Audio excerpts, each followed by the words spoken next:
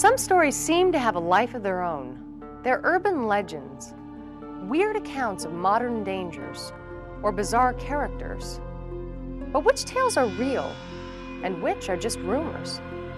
I'm Natasha Henstridge, and for the next hour, we'll learn the truth, and maybe something more than the truth, about the unusual sagas that we call urban legends.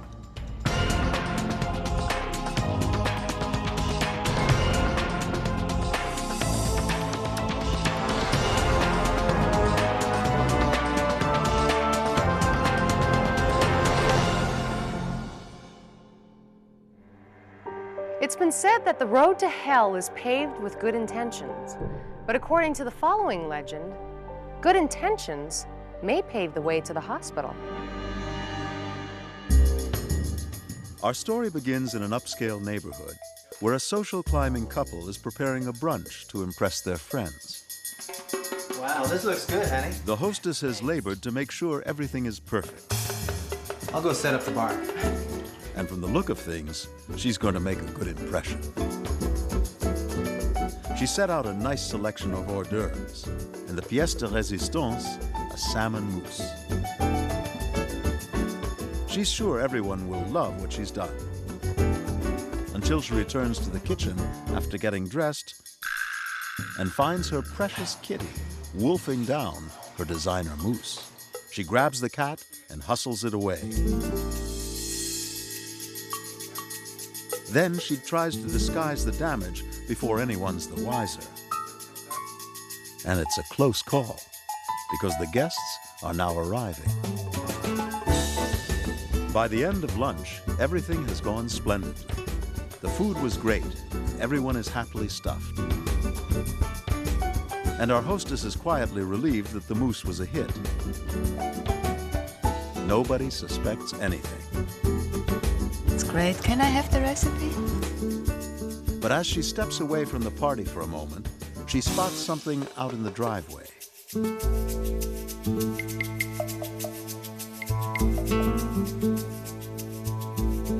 As she approaches, she realizes it's the lifeless body of her cat. Immediately, a horrifying thought hits her. It must have been the salmon mousse.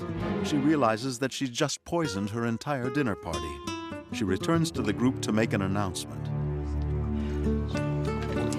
I don't want to panic anybody. But... Totally embarrassed, she delivers the grim news of the mousse and the dead cat. For a moment, everyone is in shock. Then, chaos. The guests go into a frenzy, trying anything they can think of to save themselves.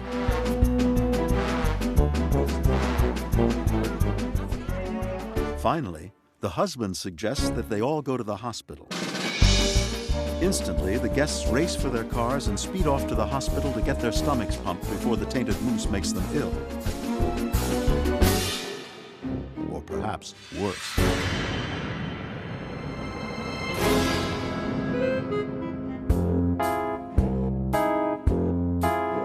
Hours later, our hostess and her husband return from the hospital, exhausted by the ordeal. As they head towards the house, the husband considers disposing of the cat. It's then that he notices something. The cat's leg is broken. The mousse didn't kill it. It was hit by a car. Nobody needed their stomach pumped. This social catastrophe was totally unnecessary. But did this disastrous event really take place? Or is something about the story a little fishy?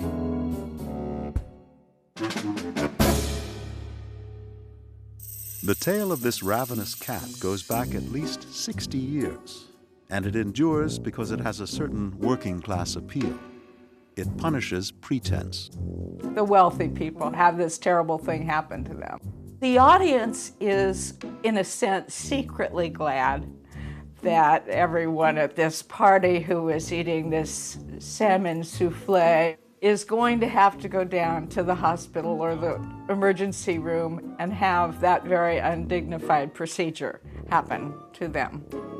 In most variations, the offending animal is a cat, though sometimes a dog is the featured gourmet. And the food is always fancy hors d'oeuvres of some kind, never fried chicken or a burger. The story traffics in class resentment. It features a woman who tries to sneak potentially bad food into an upscale setting, as if her cat, or at least her reputation, were more important than the health of her friends. And its credibility is based on how convinced we are that the rich and famous overindulge their precious pets. Well, nowadays, outfitting your pet is the cat's pajamas.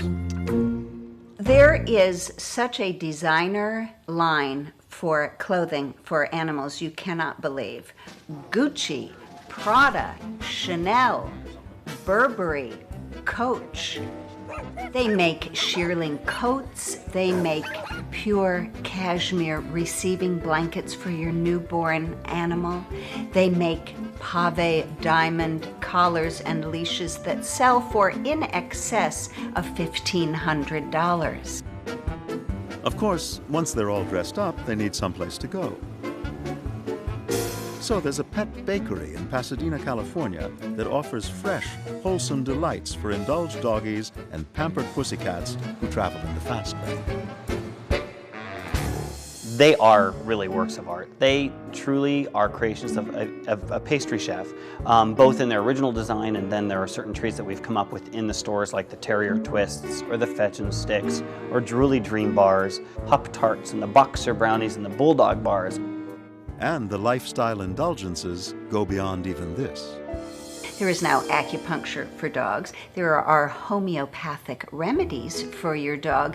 And if your dog or cat gets a complex because the animal next door got that diamond pave collar, there's therapy to help them over that rough period. And if all this isn't enough, they can even get in touch with their inner pooch by consulting a pet psychic. The way that I communicate with people's pets in a session is through the aura. The aura is an energy field that is composed of colors. She would like to be outdoors more is what she's conveying to me. I also see a lot of pink and green in Dixie's aura. With all this fuss over four-legged friends, the legend comes off as quite convincing. And its appeal is understandable, because resentful working stiffs love the idea of a posh party collapsing into a frantic bulimia batch, along with the utter humiliation of the social climber in the middle of it all. But this brings up the other half of the story: the fear of food poisoning and the mass stomach pump. Is this alarming account for real? After all, with eating out a national pastime, we have less control over our cuisine than ever. But this legend is about a home-cooked meal. Wow, this looks great, honey. Thanks. It's a common thing for us to carry around just a little suspicion about what might be going on in someone else's kitchen. But we don't ever say that in public. We would never say it to a friend. We would rarely say it to a hostess or a host. But when the hostess has to come clean about dirty food, the moose hits the fan, and everyone heads out for a stomach pump. Is this what would actually happen? What people refer to as food poisoning, more often than not, is not food poisoning at all. It is a reaction to something that they've eaten, whether it's due to overeating, whether it's due to an intolerance to something they've eaten, or to some ingredient in the food. In the vast majority of instances, this is not food poisoning. Which, ironically, makes the legend more plausible, because ultimately it's discovered that the food was fine and everyone only thought they were sick. But even if they made this mistake, would a doctor resort to a stomach pump to save them? We do not usually, quote, pump people's stomachs who've been exposed, we think, to some form of contaminated food. Meaning the legend serves up only a fantasy. Still, it's food for thought. I think that people, the average Joe, really enjoys it when a celebrity goes to such lengths to spend money, and they kind of like to see it a little backfire every once in a while. In this story, a party is disturbed by a dead cat. But in our next legend, a wedding is disturbed by a dead relative. True or false? The children's song Ring Around the Rosie refers to the bubonic plague of the Middle Ages. The answer, when we return. Does the song Ring Around the Rosie refer to the bubonic plague? False. There is no clear origin for the song. Deathbed requests can sometimes get a little strange, yet people feel compelled to fulfill the dying wish of a loved one. The following legend features a request so bizarre, it's hard to know if it's a myth or mostly true. We begin in a moment of joy. A young woman has just gotten engaged. Deeply in love and delighted with her family's good wishes, she couldn't be happier. Okay, everybody, let's take a picture. Oh, no, wait, you guys, we have to get Grandpa on it. Wait, hold on. But nobody is more important to her than her grandfather, for whom she has a lifelong affection. Man of honor, you have to be here. And for him, this is an equally special day. Okay, everybody. Seeing his granddaughter get married will be the fulfillment of a life's dream. Grandpa, look. Weeks later, the bride-to-be stops by Grandpa's house to show off the brochures of where she'll be honeymooning. Wonderful. God. But she's struck by how weak and frail the old man appears. His health has been shaky lately, and his granddaughter has been increasingly concerned. Grandpa, you don't look so good. Fearing the worst, she decides to move up the wedding date by several months to ensure that Grandpa can attend. Hey, Grandpa, I just want to show you my dress. But soon after, when she swings by to show him the wedding dress, she's met with some terrible news. What's wrong? Grandpa has died. For her, it's the end of the world. She's so completely heartbroken, she hardly wants to go through with the wedding.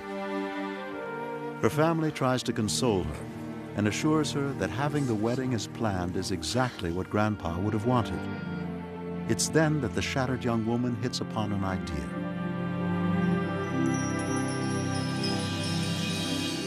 The wedding day arrives, and the bride is beaming.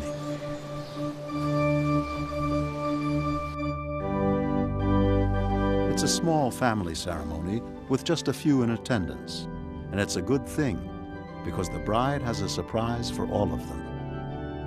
Having promised Grandpa he'd attend her wedding, she's determined to be true to her word. The embalmed old man is wheeled down the aisle up to the altar for a ringside seat of the wedding vows.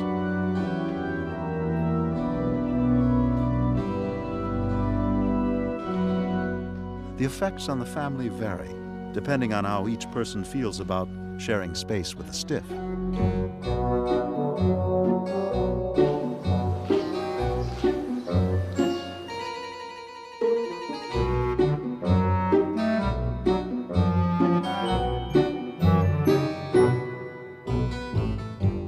The minister isn't sure if this is a wedding or a wake. And even the groom wonders just who it is he's marrying. But all our bride cares about is that Grandpa is here, making the happiest day of her life the happiest day of his death.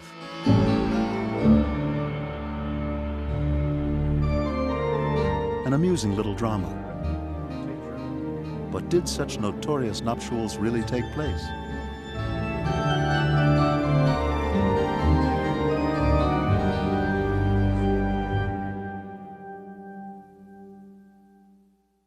Weddings are joyous occasions that signify a beginning rather than an end. Nevertheless, this tale of macabre matrimony burst onto the internet in the spring of 2003, and it illustrates an enduring fascination with the deceased, whom many of us, in the throes of grief, are reluctant to part with. If we go back historically, we go into the thanatology, the study of death and funeral culture all the way back. One of the most important things in human society is the preservation of a dead body. Our linkage to our past comes in the people who are gone. Of course, that linkage goes back at least to the ancient Egyptians, who ritualized the preservation of the dead and created the science of mummification.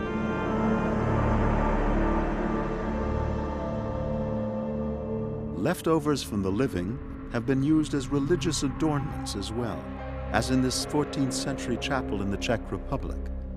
These skeletal decorations are actually the remains of thousands of the church's former parishioners. How many weddings have been witnessed by these dead eyes? And when mummies were discovered by accident, a century ago in the Mexican silver town of Guanajuato, rather than being destroyed, they were put on display and are now a major tourist attraction in the historic town. But the legend puts Grandpa on display for love, not religion. Question is, does anyone really do this? Well, when it comes to loved ones in the family, it's done all the time, at least when the loved one is the family pet. Pets, we do quite a few every year for people that just can't bear to be without them. I believe it's because of the feeling that they want to be secure, they want that animal to live on with them. I think it's just they can't bear to be without it, you know, can't bear to see it go. And so they don't. Hence, the art of taxidermy, preserving dead dogs and passed on pussycats for posterity. In fact, animals of every kind are given a new lease on death here to keep their owners company. But special skills are required to keep the remains intact and to instill them with a sense of life, the feeling that the beloved pet hasn't really left, but is in some sense still a member of the family. But posturing post-mortem people is a horse of a different color. The legend claims this unique combination of wedding and wake took place in a church. Just what would they have to do to pull off this surreal, if sentimental, stunt? We bring the body in the embalming area, we undress the body, we wash the body, we embalm the body. Okay, which one do you think will work for Mrs. Henry? The next step after embalming is dressing and casketing, and that is done the day of the viewing. We dress them, we put them in a casket, and then the cosmetologist applies her makeup. It's a team effort, requiring a number of specialties.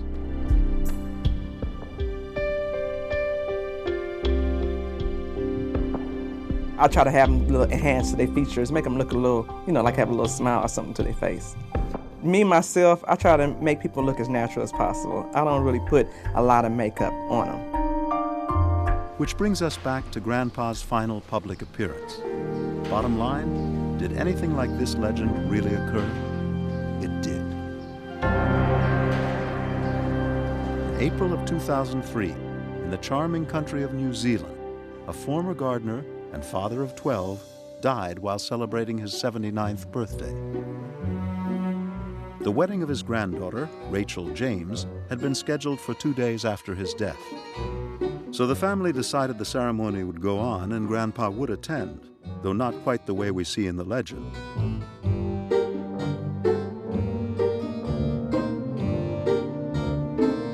His body was placed at the end of the hall during the reception. It was a sentimental gesture that helped the entire family cope with the loss. These adults and children were very smart. They didn't want to lose the opportunity to say some things.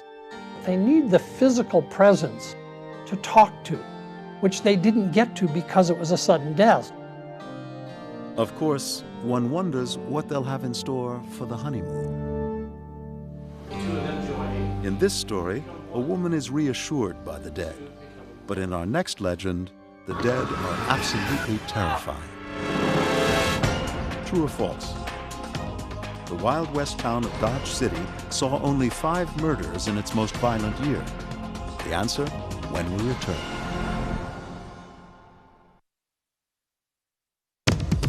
Was the greatest number of murders in Dodge City in one year only 5? True. The year was 1878, and every other year, the body count was lower. For some reason, people are willing to pay good money to be scared by a horror movie or a heart-pounding ride. But in the case of this next legend, the thrill seekers get more than their money's worth. This tale of terror begins with 3 teenagers who love being scared to death. They've trekked over 100 miles to take on a challenge. $50. That's not so bad. Each. They each pay a hefty $50 to enter the famous House of Horror, which bills itself as the world's scariest. He's probably just as scary as the guys in there. To back that up, anyone who could complete the tour gets their money back. But so far, no one ever has.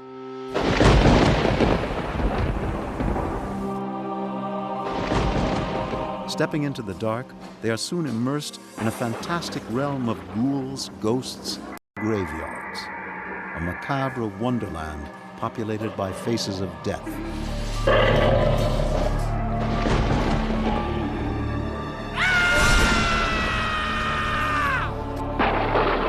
They're on the lookout for the fabled woman on the stairs. According to the challenge, if you survive the final terror after you've seen her, you've conquered the haunted house. While the horrors are impressive, they don't stop one of the guys from moving ahead of the others, determined to be the first one to beat the house. $50? It's mine. Hey, Aaron, wait for us.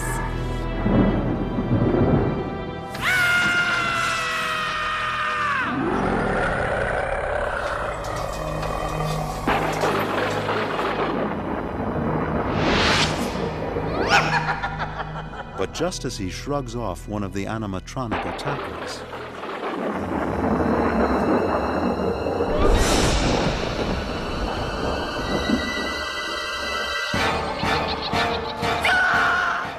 a little surprise sends him tearing out of the place in panic.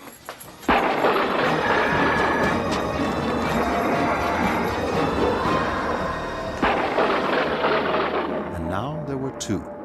Suddenly a bit less confident, the others proceed. They marvel at how ambitious this place is and can understand why the admission price is so steep.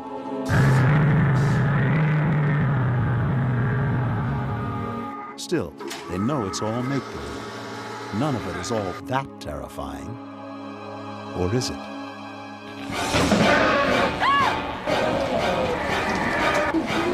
That's it. I'm getting out of here.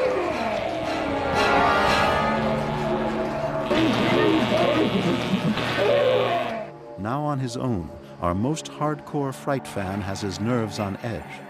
He tries to anticipate each gimmick, and as he wanders further into the depths of the death house, his courage holds firm. Eventually, he gets a bit cocky, certain he's going to make it all the way. Then, as he turns the last corner, he's suddenly attacked by the infamous woman on the stairs. For a second, he's thrown by the shock. He recovers, then realizes he has only one final terror to face. But as the final door opens, the house has the last word.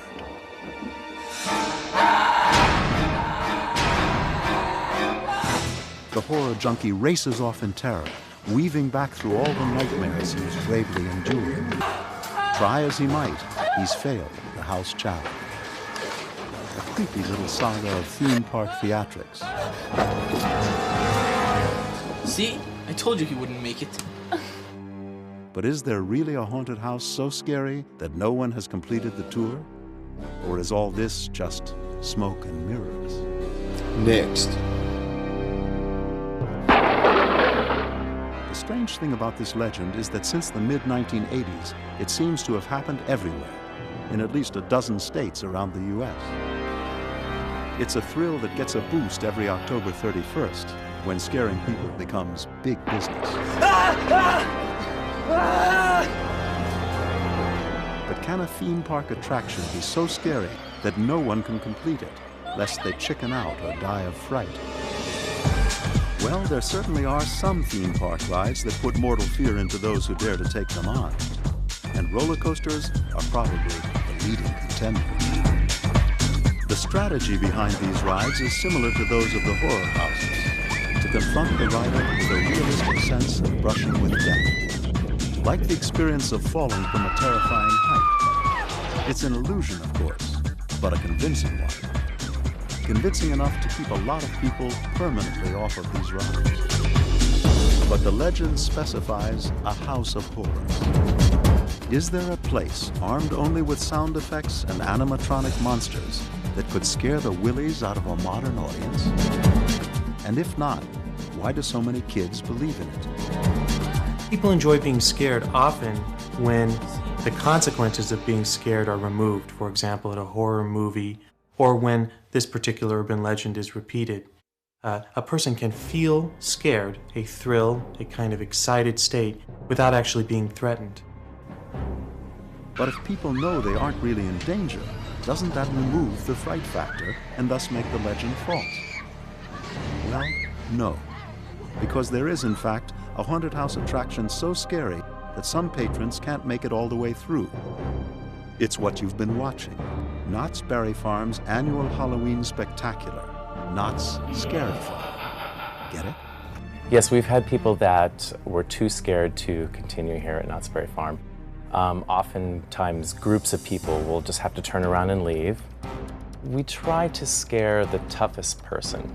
So, the demographic of a teenage boy who's real tough and isn't afraid of anything. That's the person that's one of our targets. Perhaps our easiest scare is junior high school girls that run through the park screaming in great long lines. But the business of scaring people requires craft, technology, and a lot of money. And it relies on a number of tried and true techniques that get people jumping out of their skins. So says the designer of another house of horror, Moeller Manor in Valencia, California. My job is to distract you. So you'll walk into one of our exhibits and you'll be sucked into the room and think, wow, look at that's pretty cool. And then all of a sudden, wham, something jumps out and scares you. In fact, we went the extra mile to use this place in our own reenactment. It's called Moeller Manor because its $300,000 worth of spooky spectacles are the personal collection of a dentist for whom terrifying people is, no surprise, a personal passion. I'm a collector of wonderful memorabilia, and I started decorating the office for the holiday season, specifically Halloween.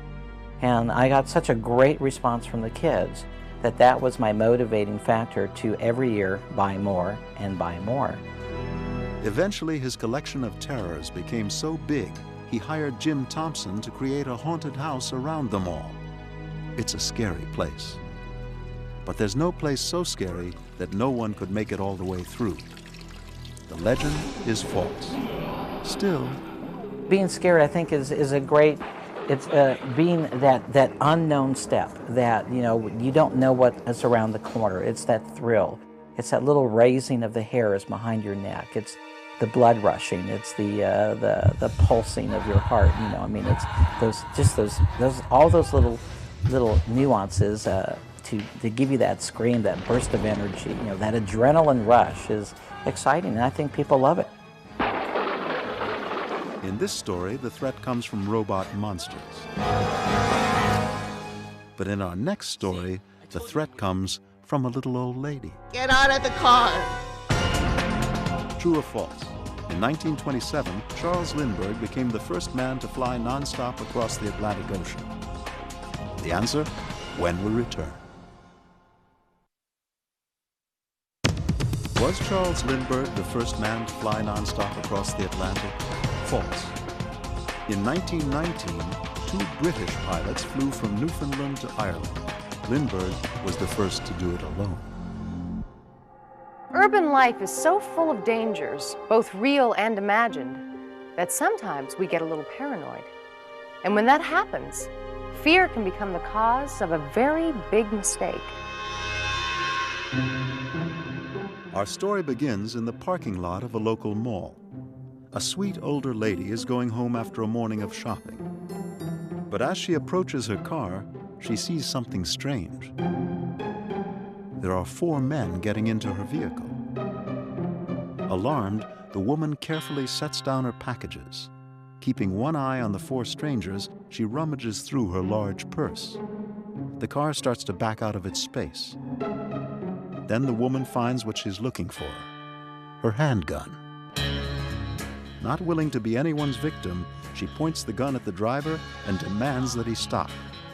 And the driver does, not believing what he's seeing. The woman then orders the 4 men to slowly get out of their car, hands on their heads.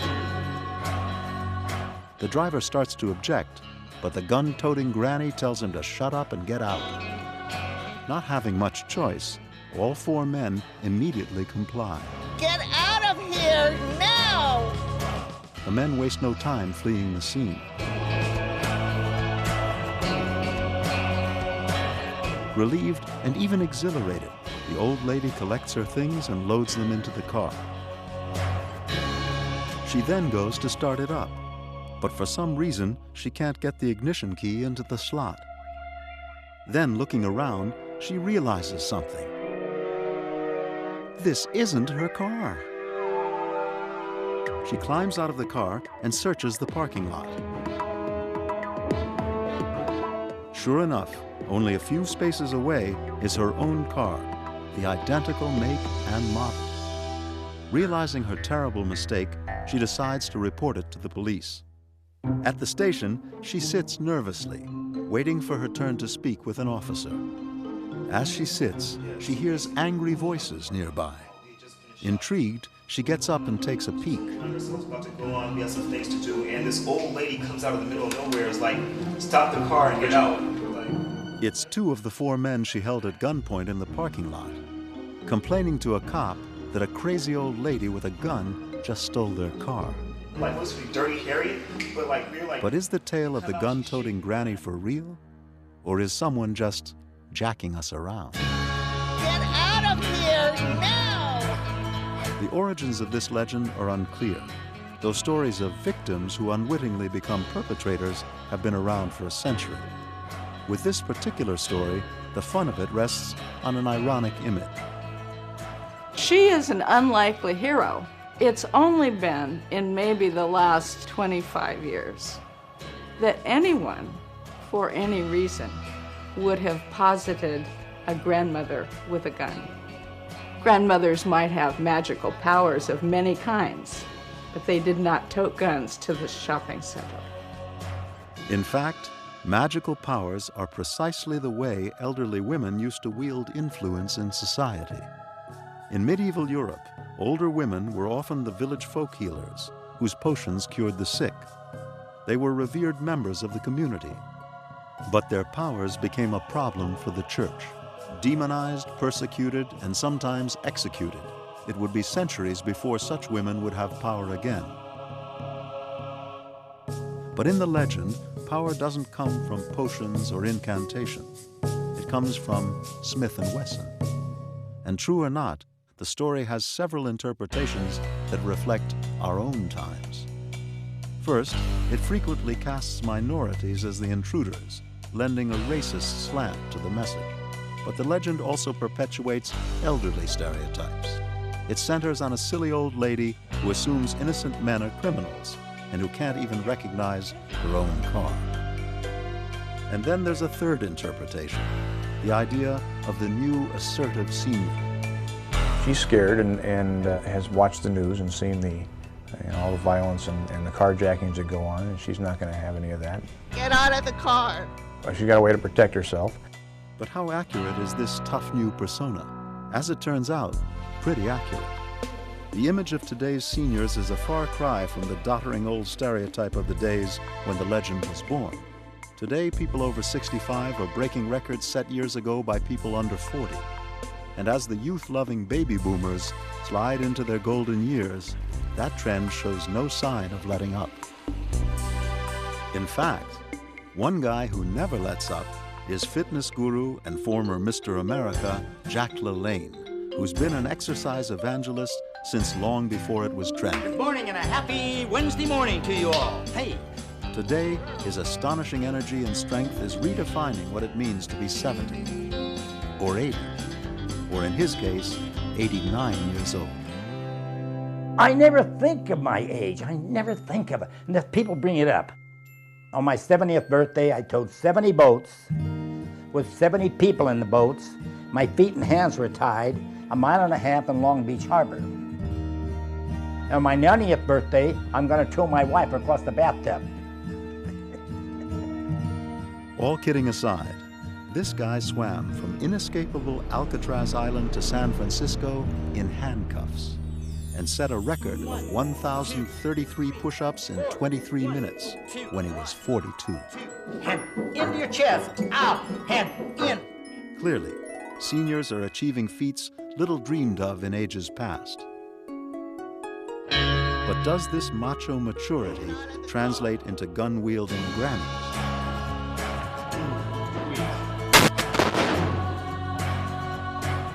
To check out the likelihood that Grandma might be packing heat, we wanted to get a sense of how a couple of ladies felt about going to a firing range to take aim at modern threats. Then the recoil just hits your shoulders. It was a very awesome experience. You really don't know until your hands go on that gun. You get this super adrenaline rush and you're like focused into what you're doing.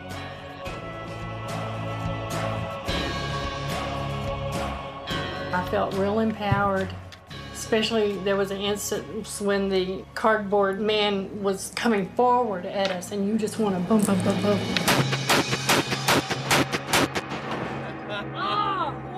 So grannies with guns are a real phenomenon. What does this say about the legend and the woman who makes herself #1 with a bullet?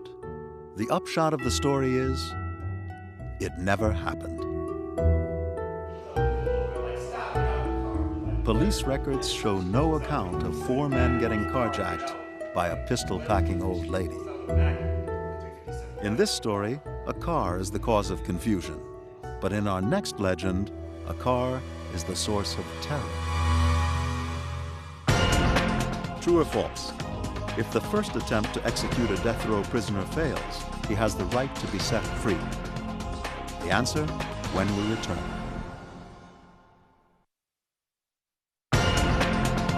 If the first attempt to execute a condemned prisoner fails, does he have the right to be set free? False. The prisoner is still condemned to die. A lot of urban legends ring true because they deal with dangers that we know are real, but they can also fool us. The following legend is believed by a lot of people. The question is, are we being fooled? Or should we be afraid? Maybe you heard this story from a friend of a friend, or on the evening news. A driver cruises down a dark street, minding his own business and anxious to get home after working late. As he tools along, he looks up ahead and sees an oncoming car with its headlights out. Being a good Samaritan, he flashes his headlights several times to warn the oncoming driver to turn on his lights. The unlit car then passes our driver, who promptly forgets all about it. But unbeknownst to him, the other vehicle makes a sudden U-turn. Moments later, our driver notices the vehicle closely tailing him. Now nervous, he picks up speed, but the mysterious car stays right on his tail. Racing to elude the menacing car, our driver makes sharp turns, trying to shake it. The threatening vehicle follows close and even tries to drive up alongside.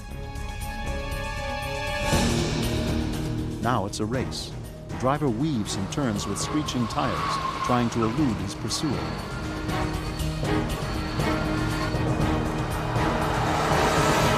At one point, he loses sight of his tail in the rear view, and he takes the opportunity to make one last evasive move. He finally rolls up to the front of his own house. For a second, he's frozen in fear. Then he sees headlights approach from behind and braces for a confrontation. But as the car rolls past him, he sees it's a different vehicle, which continues on down the road. Relieved, our driver takes a second to catch his breath, wondering what this whole thing was about. Then, as he moves to turn off his car, he sees the last thing he will ever see: a gun. Our driver is a victim of a gang initiation. New members who must prove themselves with a murder. select a victim by baiting them with darkened headlights. Once a driver flashes his high beams, the target is chosen. And the hit is made. A terrifying tale of the road. But is this story on target or just a shot in the dark? On the face of it, the story seems to be based on the cynical idea that no good deed goes unpunished. But its real power as an urban legend comes from something else. It talks about doing a good deed may sometimes boomerang, as it suddenly sometimes will happen. But basically it's fear of other people who don't look like us. Beyond the racist undertones, the legend exploits popular stereotypes of youth gangs as random killers. And it's been around since the early 1980s, when gangs first came to national prominence in the media. But urban gangs go back long before then. For this country, it dates back to the 1800s in New York. Gangs initially developed as a protection for one class of people or another. LA gangs probably originated in the 30s in the East LA area with the same type of thing. Since then, however, things have changed considerably. The first wave of modern gang legends began in the 1950s with the Hells Angels, the first nationally known gang. Some of their notoriety was well-deserved, but a lot of it was fear-driven mythology. On the other hand, real gangs have been a growing source of fear since the 1960s, as urban neighborhoods racked by poverty, racism, drugs, and broken families caused gangs to become more prevalent. So what are you two doing? But does the growth of gangs automatically mean the general public is the target of their violence? What's up, fellas? Gang violence is usually gang on gangs. Unfortunately, it usually always involves other people, innocent victims, that aren't part of these gangs. But the legend isn't about accidental deaths. The story claims that gangs deliberately seek out a murder victim as part of an initiation. And the fact is, gangs do have initiation rites. They're often criminal, and sometimes violent. You know, gangs do have initiation rites, obviously. One of them, I think the most common a lot of people know, is jumping in, which is basically some of the gang members physically beating the member-to-be. Also, there's another one where one of the requirements is that you assault a peace officer, even be part of a drive-by shooting. So, with gang violence a fact of life, and with initiations taking violent form, is the legend of the flashing headlights a reality after all? I've never heard of a gang using that type of a device or a technique to indoctrinate or initiate members. And in fact, it never happened. Yet the story continues to be repeated on television, in print, even by officials as high up as the Prime Minister of Canada. Why does it seem to have such credibility? I think it's based on an incident that happened in Northern California in 1992, where a young lady was shot after the driver of the vehicle she was in flashed the lights at the oncoming car that had the headlights off, and they in turn chased him down and shot up the vehicle, and she got killed. The incident was not a gang initiation. Even so, the legend grew from there. These stories are very powerful. They do impact upon us. They thrive in an environment of fear, and then they feed that fear. They create more fear. We hope you've enjoyed our stories and now understand that when you hear a tale that sounds too good to be true, it probably is. But as we've also discovered, sometimes the hardest ones to believe turn out to be real. Or at least, mostly true.